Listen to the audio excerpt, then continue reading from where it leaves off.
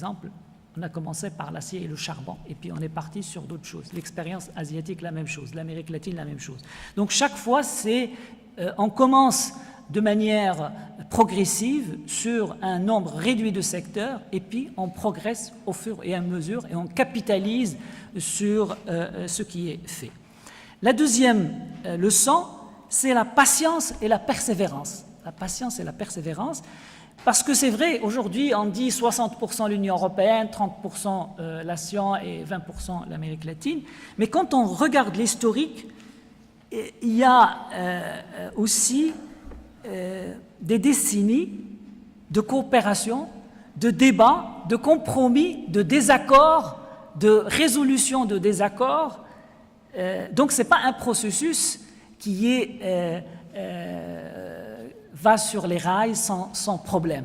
D'ailleurs, aujourd'hui encore, on le voit dans l'expérience de l'Union européenne avec l'Union monétaire, il y a des problèmes avec la Grèce, avec un certain nombre de pays, mais on voit avec quelle persévérance on essaie de trouver la solution.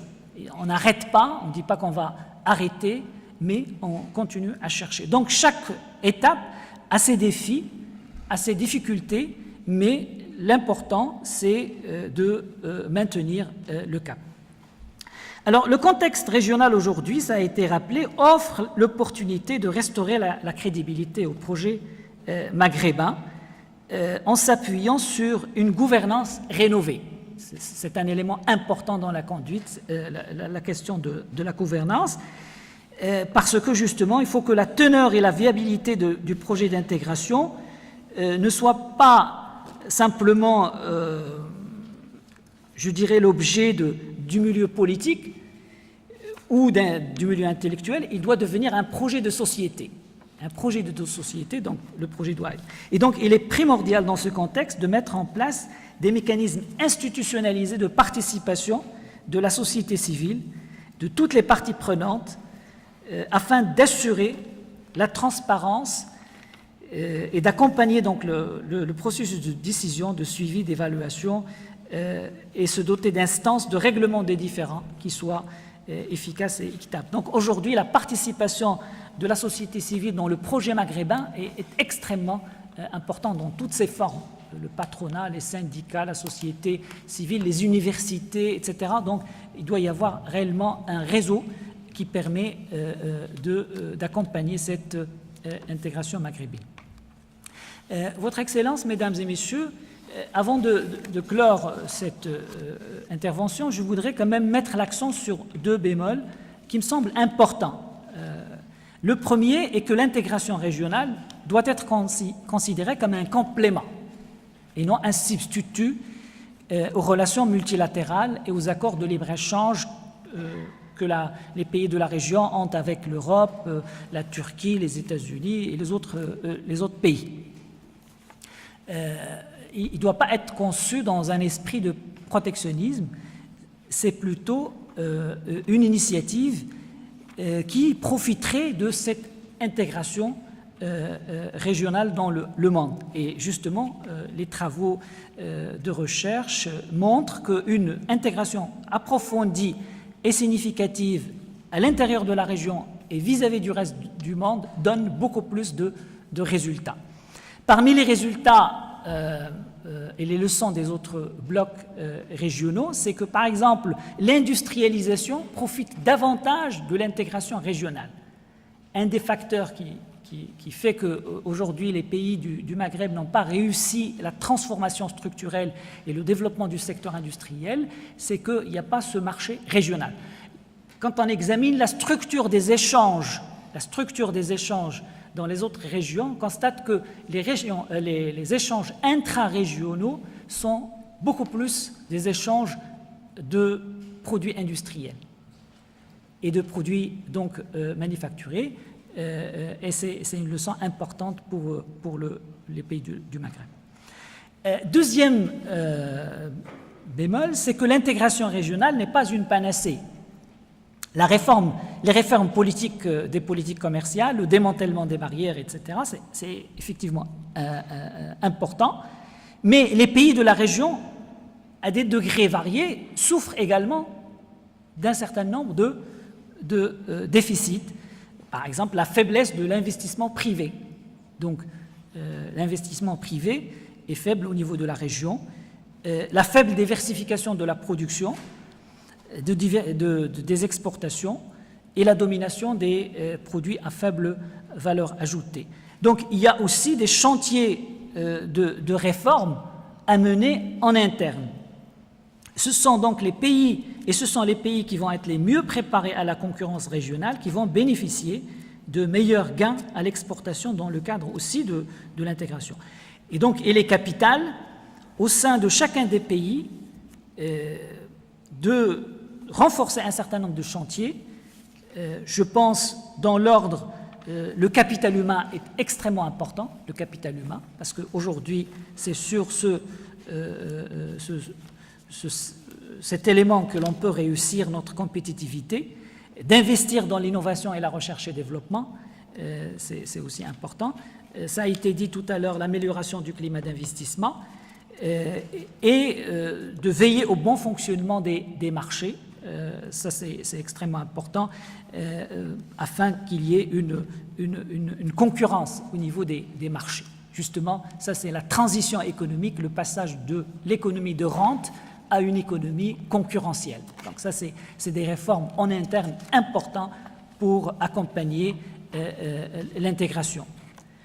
Mesdames et messieurs, aujourd'hui, plus que jamais, l'intégration du Maghreb est perçue comme une réponse aux défis importants auxquels la région fait face, tant en termes de création d'emplois qu'en termes de développement territorial équilibré.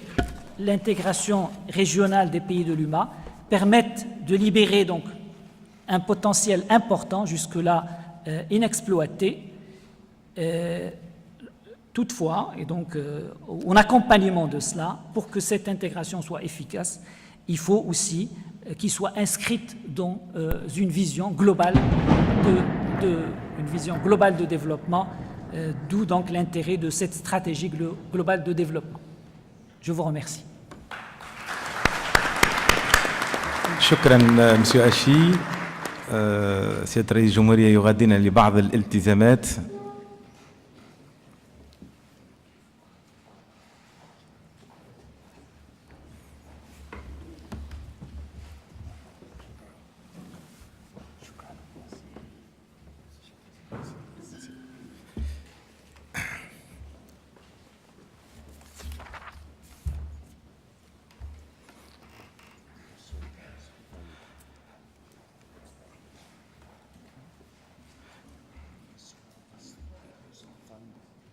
دونك نفتح باب الحوار لبعض الأسئلة لمدة 20 دقيقة حول المحور الأول اللي هو الوضع الراهن للاندماج الاقتصادي في المغرب الكبير. يظهر لي الناس كل à peu près nous avons retenu des indicateurs clairs. Le commerce interrégional il est aujourd'hui de 3% seulement par rapport à d'autres blocs qui sont au niveau de 25% en Amérique latine, en Asie. En Europe, c'est plus que 60%. Nous avons retenu aussi que nous perdons en termes de PIB presque 2% côté maghrébin. Donc le constat réellement, il est dur après 20 ans de déclaration au niveau de l'intégration économique. Donc لو تسمحوا بعض الأسئلة للإخوان المحاضرين.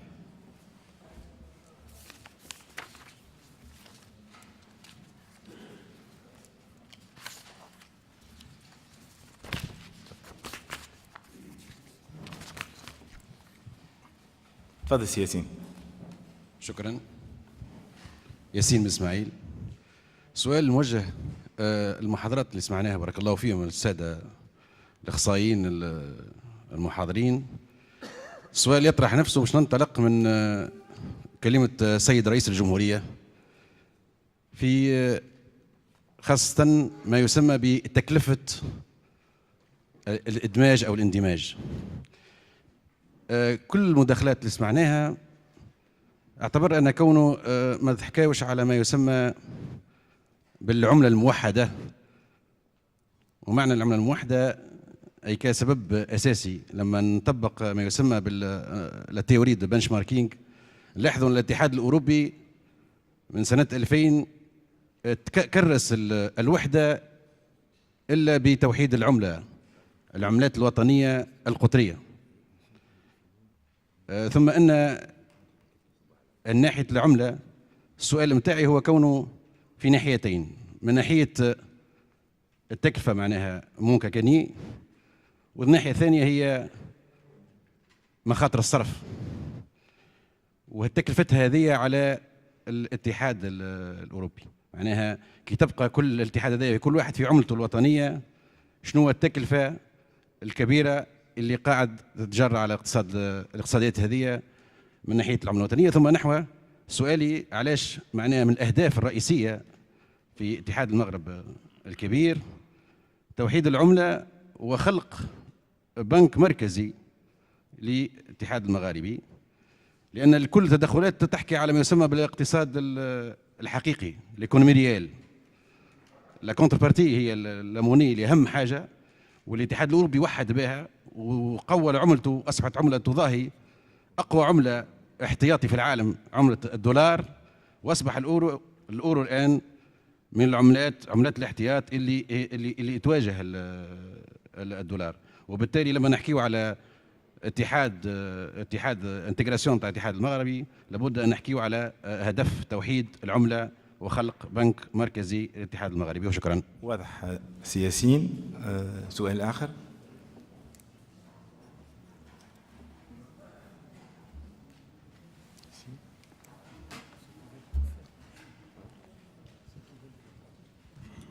Merci, Monsieur le Président, Monsieur les experts. Je m'appelle Abdul Khan, je suis expert de la Commission économique des Nations Unies pour l'Afrique, Bureau Afrique du Nord. Je voudrais relever un aspect assez important, c'est une contribution beaucoup plus qu'une question. La dimension du réalisme développée tout à l'heure par M. Hachi, qui nécessite que l'intégration régionale s'accompagne nécessairement d'une certaine forme de solidarité régionale. Dans l'approche stratégique jusqu'à présent qu'on a privilégiée, on a pensé au commerce, aux échanges, au démantèlement des barrières tarifaires et non tarifaires, mais on n'a pas conçu dans le projet maghrébin jusqu'à présent l'ensemble d'instruments qui doivent accompagner ce processus pour que chaque État se sente partenaire à part entière du jeu communautaire. Quand on veut aller ensemble dans un espace régional intégré, n'oublions jamais qu'il y a des gains et des pertes à court terme comme à long terme, comme vous l'avez dit tantôt. Mais a-t-on pensé aux instruments d'accompagnement qui permettront à chacun des acteurs de se sentir concernés par le jeu communautaire? L'expérience européenne, l'expérience de Mercosur, l'expérience des communautés économiques régionales en Afrique, CEDEAO, CEMAC, UEMOA, a montré que sans ces instruments d'accompagnement qui permettent de fédérer l'espace régional, le jeu communautaire va être bloqué très rapidement. Vous avez tout à l'heure parlé du démantèlement des barrières tarifaires dans le cadre de la zone libre-échange arabe. Quand vous rencontrez les experts nationaux dans les États, vous allez réaliser que très peu appliquent effectivement ces paramètres-là. Parce que tout simplement, on a oublié un aspect important de ce processus d'intégration, c'est l'ensemble des instruments de péréquation qui permettent à chacun des acteurs de se retrouver dans le jeu communautaire. On ne peut pas dire nous sommes frères, vous gagnez, moi je perds et nous continuons. Ce n'est pas vrai, ça ne peut pas aller très loin. Il faudra nécessairement que ce réalisme-là intègre ces paramètres-là que d'autres communautés économiques régionales ont intégrés, sinon le processus maghrébin va buter encore sur exactement les mêmes difficultés auxquelles il est confronté aujourd'hui. Le deuxième problème qui n'a pas été évoqué parmi les... Et c'est toujours cette problématique, c'est le cadre institutionnel. Les capacités institutionnelles pour tirer le processus d'intégration. L'humain, quand vous le regardez aujourd'hui, en termes de ressources humaines, en termes de ressources financières, en termes de prérogatives, c'est l'institution la plus faible en Afrique. Je ne parle pas de l'Europe, du Mercosur, je parle de l'Afrique. C'est l'institution la plus faible, tout simplement. Et il y va de soi que quand on veut bâtir un espace régional intégré, il faut une institution qui ait une capacité minimale d'initiative pour la formulation et la mise en valeur des politiques régionales. Si on veut faire l'intégration en comptant tout simplement sur le discours politique ou bien l'appui des partenaires extérieurs, c'est également un processus qui n'ira pas loin parce que les partenaires extérieurs vous demanderont toujours vous-même combien vous mettez dans le panier. Alors le dispositif institutionnel, la capacité du secrétariat général de l'UMA à piloter et à tirer la locomotive d'intégration doit être au centre de ces défis-là pour que cette dimension de réalisme permette d'aller beaucoup plus rapidement dans le processus. Je vous remercie. Merci. ناخذ سؤال آخر الأخ.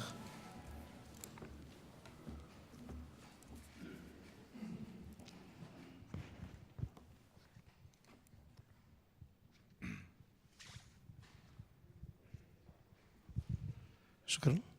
ابراهيم رزقي وزارة الشؤون الخارجية.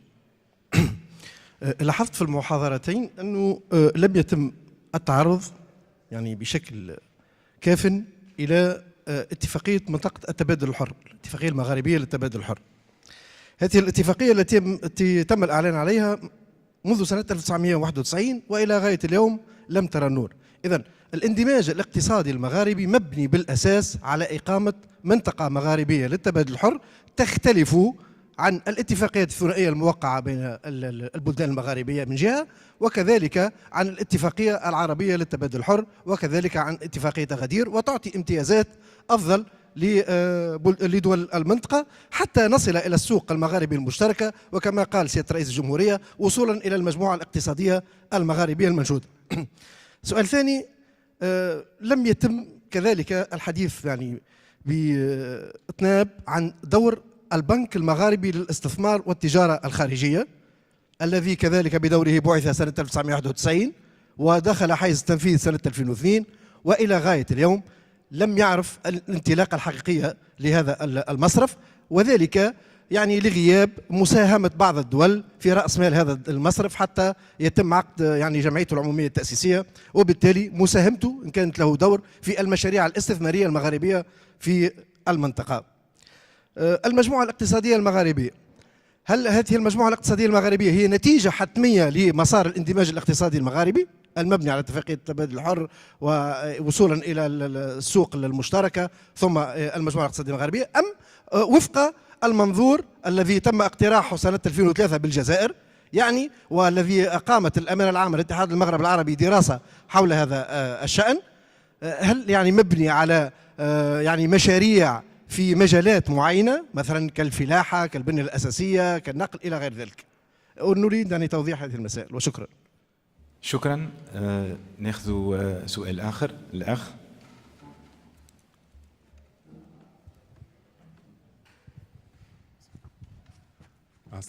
Bonjour, Riyad Zayen, Connect Tunisie. Donc c'est un excellent séminaire, disons, pour voir les potentiels. Effectivement, le potentiel existe en Afrique, puisque tous les pays du monde convoitent ce continent pour leur développement et leur croissance. Aujourd'hui, nous y sommes et nous sommes les décideurs. Nous avons cet avantage.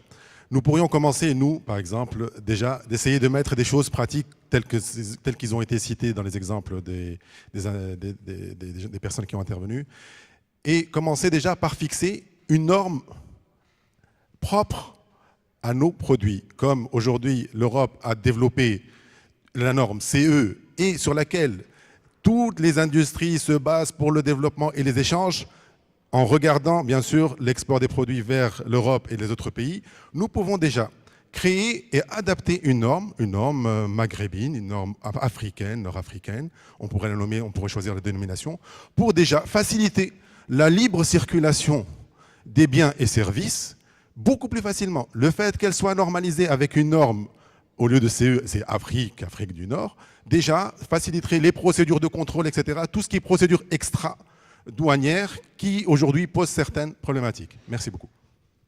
شكرا. سي وليد.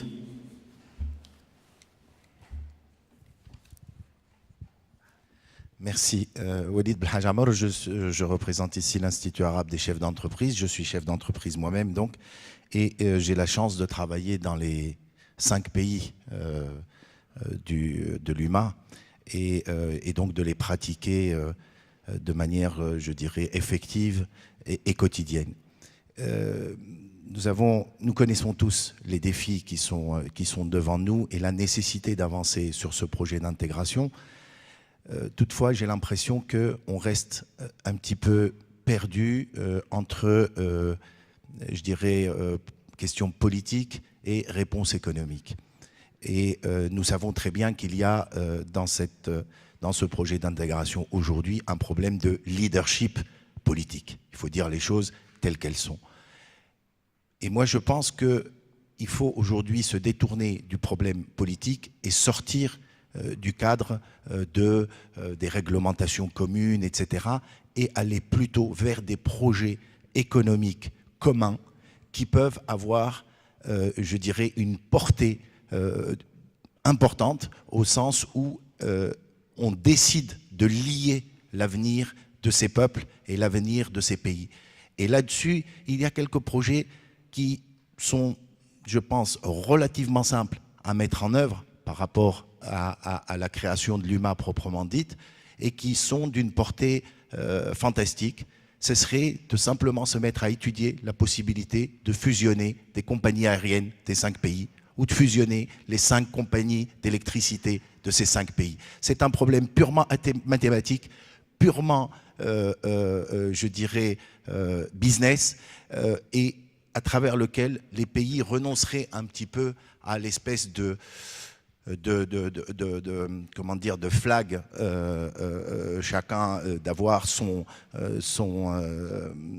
symbole ou sur une compagnie aérienne qui aujourd'hui dans le monde du transport ne pèse strictement rien. Je préférerais qu'aujourd'hui on se mette à travailler sur des projets directement économiques, de transport, de finances, d'énergie, plutôt que de rester à toujours ressasser les mêmes problèmes politiques et la même nécessité de faire des lois communes, de faire des textes communs aux 5 pays.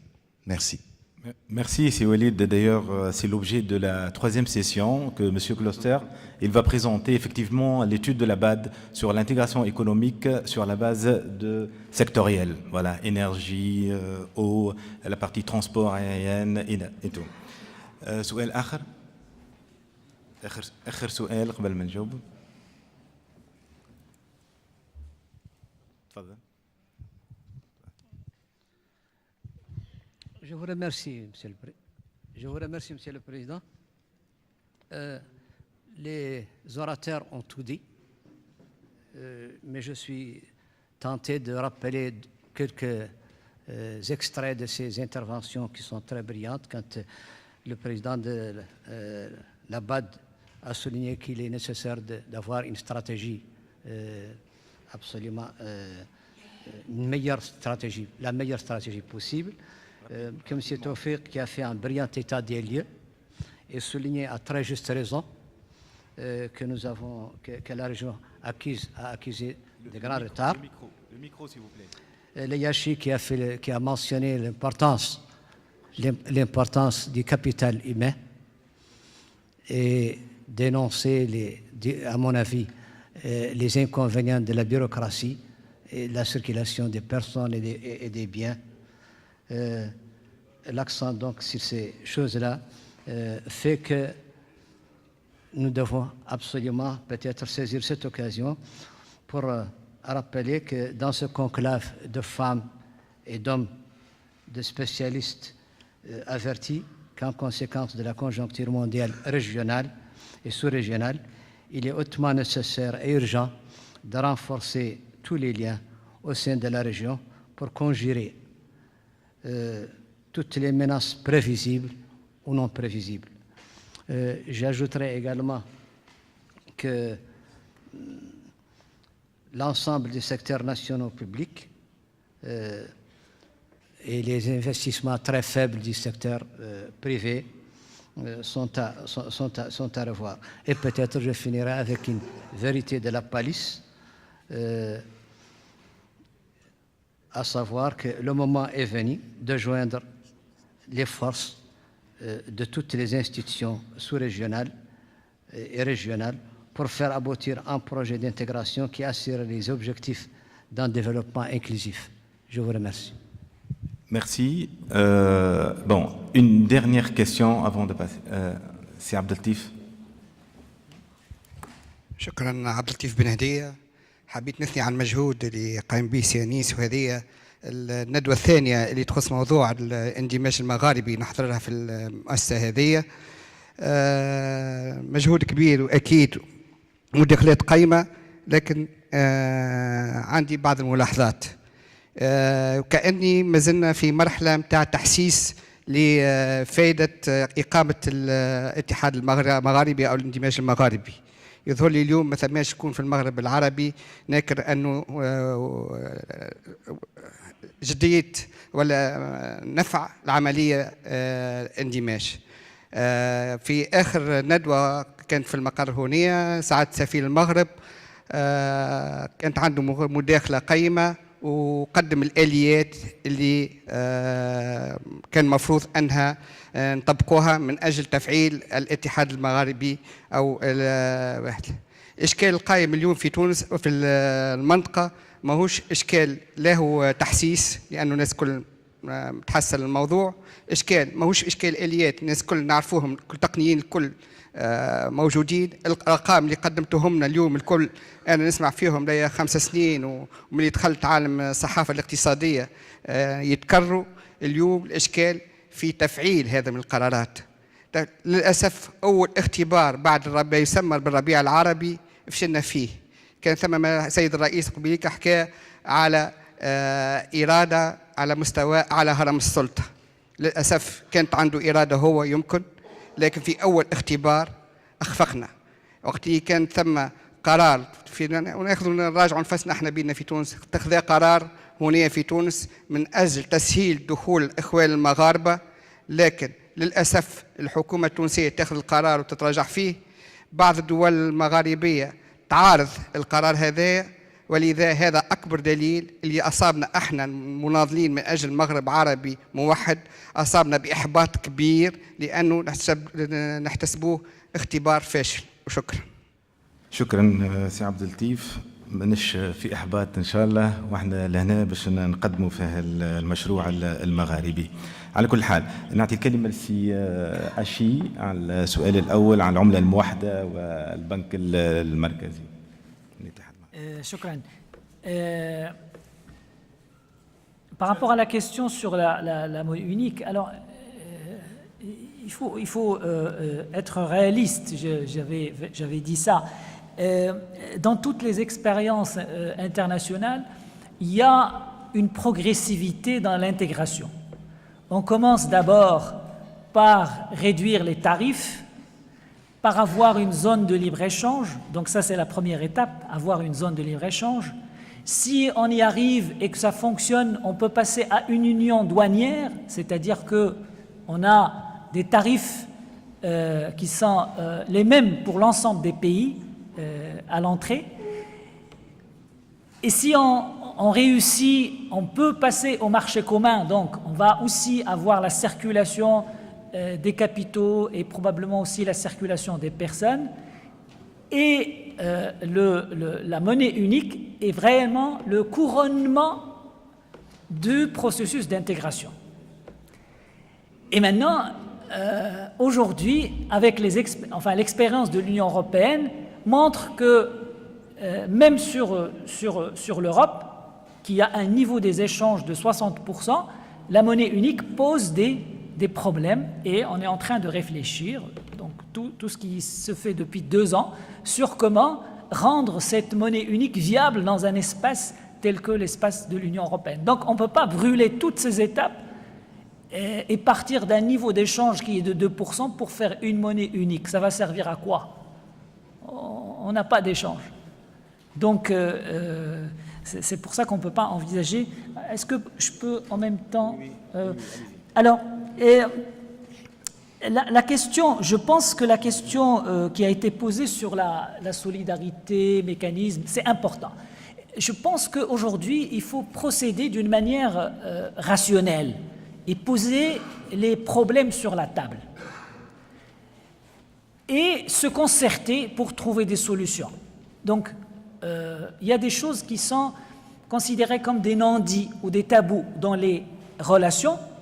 Je pense que si on conçoit le projet comme un projet d'intérêt stratégique commun, il faut poser les problèmes sur la table et essayer de trouver des solutions. S'il y a des pays qui vont perdre ou d'autres qui vont gagner beaucoup plus, etc. C'est des questions qui se discutent. Dans toutes les expériences, on a mis en place des mécanismes, des fonds structurels, des fonds d'aide, etc., pour justement essayer de ne pas créer des situations d'inégalité dans la répartition des gains. Donc on essaie de rétablir. Donc c'est des choses qui doivent aujourd'hui se discuter. Il doit y avoir des travaux de recherche et d'analyse sur ces questions. Et dans le même sens, alors il y a un certain nombre de questions, on a fait depuis 91, etc. À mon avis, je crois que aujourd'hui, il faut concevoir le projet d'intégration en rupture avec le passé, pas la continuité, parce qu'on ne peut pas construire sur ce que nous avons démarré depuis 89 et qui n'a pas fonctionné. Aujourd'hui, il va falloir réfléchir et partir, je dirais, avec un nouveau souffle et de nouveaux objectifs et une nouvelle logique. Et dans ce cadre, justement, doter l'institution des moyens et des cadres nécessaires. L'UMA, quelqu'un disait que le nombre de cadres, le cadre institutionnel, évidemment, si on accorde de l'importance à l'intégration régionale, eh bien, il faut réfléchir l'ensemble des mécanismes en rupture avec le passé. Et dernière remarque, réfléchir en termes d'intérêt et de progressivité. Donc, je n'utiliserai pas les termes, par exemple, de désespoir, الإحباط إلى آخره.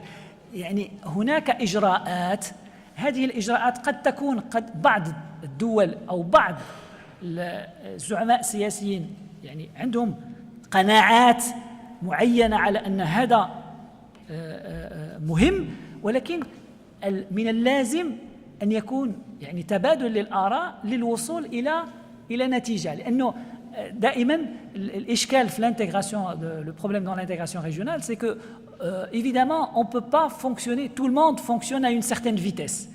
Et donc, c'est pour ça qu'il est important de faire des réformes, chacun doit faire ses réformes à son rythme, et en même temps essayer de progresser au niveau de l'ensemble. On ne peut pas soit aller à la même vitesse, soit s'arrêter. Il doit y avoir des compromis. C'est comme un peu le fonctionnement d'un couple ou le fonctionnement d'une famille, hein. Il faut raccorder justement les cordes pour que l'on puisse progresser tout en permettant à chacun d'avoir un rythme. Il ne faut pas que ce soit l'arrêt, mais quand même que ce soit un rythme. Donc c'est important. Oui. Merci, M. Hachi. M. Clossa. Merci. C'est évident que les questions qui est venue après cette première session sont très pertinentes, et en fait, on a déjà pris en compte le fait qu'on a parlé de l'Union Maghreb depuis 25 ans. On n'a pas bougé. Et justement, si vous voulez, l'idée de cette conférence aujourd'hui, c'est de trouver si vous voulez, de trouver des options où on peut en fait avancer sans mettre en place d'abord les grandes institutions. Moi, je dirais, il y a un petit papier qu'on a produit pour la conférence. Je voudrais bien qu'on compare les deux, si vous voulez, situations d'intégration régionale, l'Europe, l'Union européenne, avec ASEAN. Le contexte et l'objectif de ces deux, si vous voulez, régions et leur objectif d'intégration étaient très, très différents.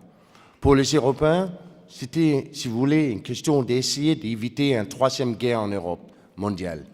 Ça a commencé pragmatiquement avec une exchange si vous voulez, à travers l'énergie. Mais l'ambition, c'était une grande ambition, dès le début.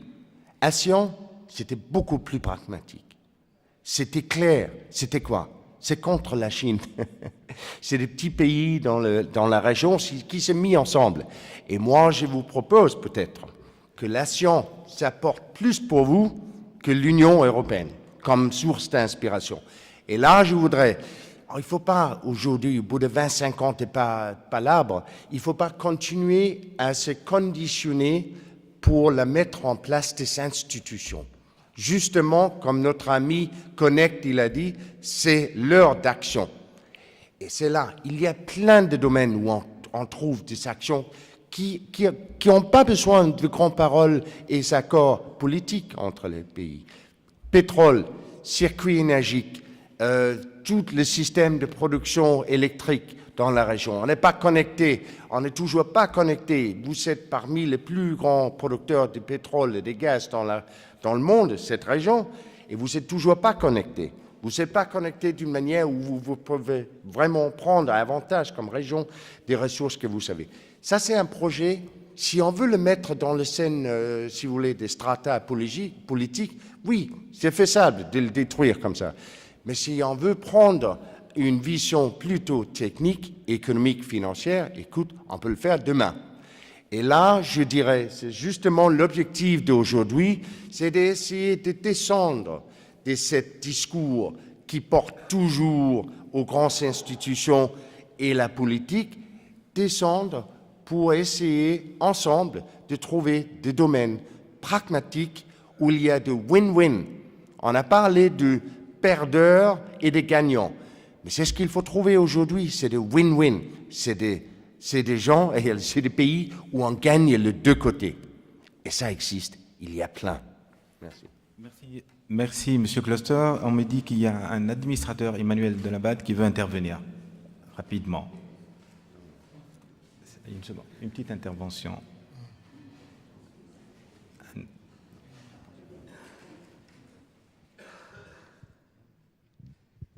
Oui, bonjour. D'abord, je félicite les organisateurs de nous avoir réunis. C'est un thème extrêmement intéressant et important. Je fais partie du patronat algérien. Je m'appelle Monsieur Amiani Reda. On a suivi avec beaucoup d'intérêt donc les différentes interventions qui ont mis l'accent sur un peu les normes à suivre, les actions engagées, les défis à relever. Moi, j'aurais souhaité qu'on donne, même rapidement, les raisons de cette impasse qui nous a caractérisés, vous venez de le dire, depuis 25 ans. Est-ce que c'est une volonté politique qui a manqué? Est-ce que c'est des approches qui ont été divergentes? Est-ce que les actions qui ont été engagées au préalable ont fait fausse route? Est-ce qu'il y a d'autres régions? Il faut remarquer que si nous sommes incapables de nous mettre d'accord à 5, le bilatéral marche mieux. Les 5 pays que nous sommes ont développé des actions dans une logique de bilatéral qui donne de meilleurs résultats.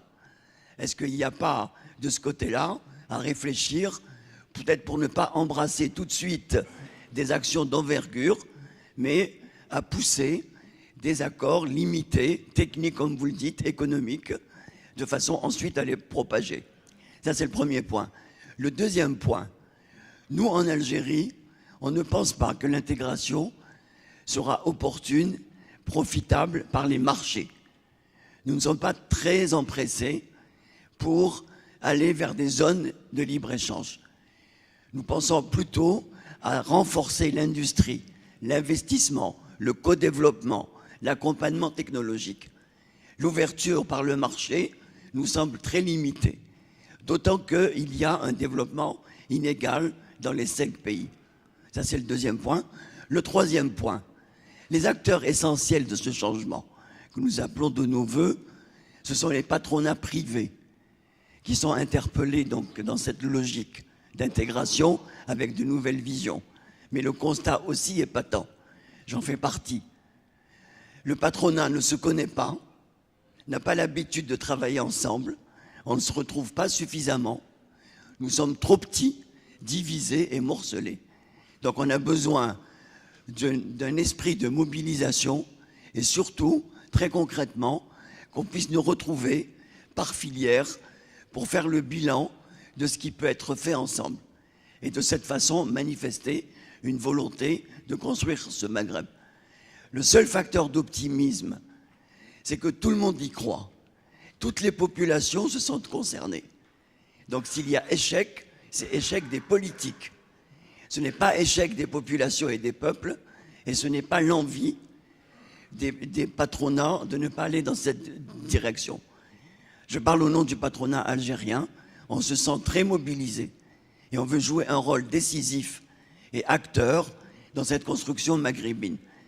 Il faut qu'on soit accompagné, vous l'avez dit, et la définition ne nous concerne pas, donc d'une vision politique, mais comme ça a été dit, il faut qu'on se donne les moyens. Une vision ne suffit pas, une stratégie ne suffit pas. Il faut se donner les moyens, et les moyens, c'est les instruments. Alors, on a parlé de la monnaie, je pense que c'est une anticipation, mais il y a d'autres instruments qui sont donc à mettre en œuvre pour atteindre ces objectifs.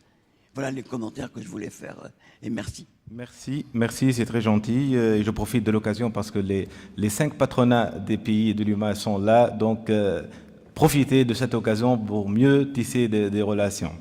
Monsieur Moulini, pour terminer. Oui, très brièvement, parce que plusieurs réponses ont été apportées aux questions qui ont été soulevées. Effectivement, la monnaie unique n'est pas la priorité. La monnaie unique, c'est dans un processus qui suppose déjà une intégration commerciale, qui suppose déjà une harmonisation fiscale.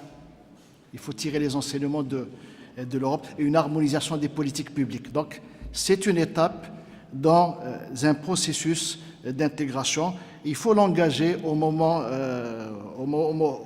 opportun. Le processus d'intégration, moi je vois qu'il faut,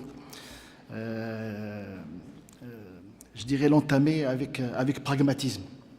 Ce processus n'est pas exempt de difficultés, parce que chacun des pays a des engagements, sur le plan commercial par exemple. Dans le cas du Maroc, nous avons un engagement,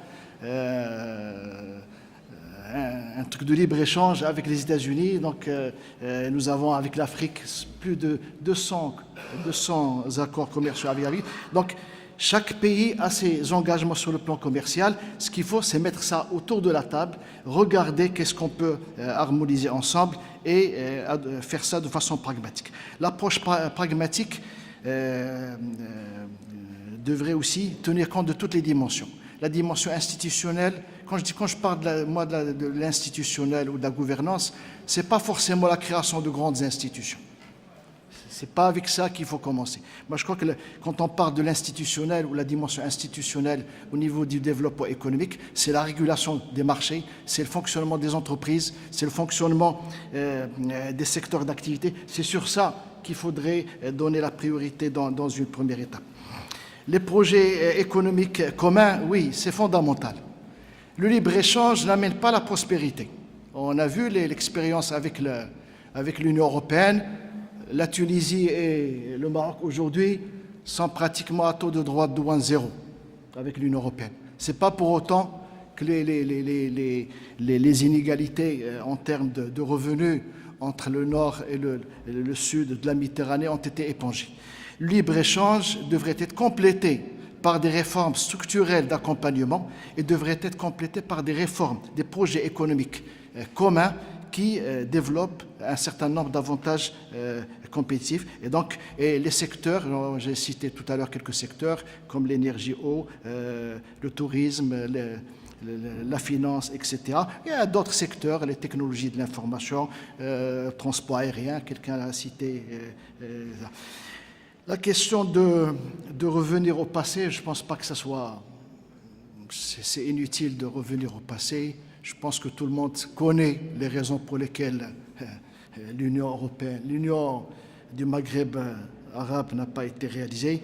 Ce qu'il faudrait, c'est peut-être avoir une démarche là aussi pragmatique, éviter ce qui fâche et construire sur des choses et capitaliser sur des choses qui sont dans l'intérêt des différents pays. Voilà. Et pour moi, le Maghreb, ce n'est pas seulement le Maghreb des gouvernements, c'est le Maghreb des entreprises, c'est le Maghreb des sociétés civiles, c'est le Maghreb de la jeunesse, c'est tout ça. Rien n'empêche que, d'ailleurs on le voit dans le cadre des relations, par exemple, avec l'Europe, on s'est rendu compte que ce qui a été développé, c'était des relations entre autorités. et qu'il n'y a jamais eu de dialogue. Le dialogue parlementaire, à peine on commence à l'entamer aujourd'hui dans le cadre du statut avancé avec l'Union européenne, qui aurait empêché les parlements de se réunir, de discuter. La société civile aussi, c'est important. Il faut que les sociétés civiles des différents pays se rencontrent. L'approche régionale n'exclut pas le bilatéral. N'exclut pas le bilatéral. S'il y a des pays qui ont des projets communs qui peuvent développer, il n'y a aucune raison pour être forcément à 5 pour lancer un projet de développement. Moi, je pense qu'il faut utiliser toutes les formes possibles, le multilatéral dans le cadre de l'OMC, le régional dans le cadre du Maghreb et le bilatéral entre pays du Maghreb. Je vous remercie. Merci, Monsieur Moulini. Avant de lever la première séance pour une pause de 20 minutes, j'ai une recommandation. Je sais que ça va être une journée très dure, mais les prochaines sessions vont être très intéressantes. La deuxième, juste dans 20 minutes, elle va parler des expériences internationales et les meilleures pratiques mondiales. Donc nous avons des intervenants d'Asie, d'Amérique latine, de la Banque mondiale. Et juste après, il y aura l'approche sectorielle et les climats des affaires. Et finalement, il y aura une plénière où il y aura une discussion sous forme de vote dans le sens où on va essayer d'établir une feuille de route avec les actions pour le prochain sommet de l'UMA. Donc, je sais qu'il y a pas mal d'autres vous qui ont des engagements, mais essayons de rester jusqu'au bout de cette conférence, s'il vous plaît. Merci. Donc, 20 minutes de pause, s'il vous plaît.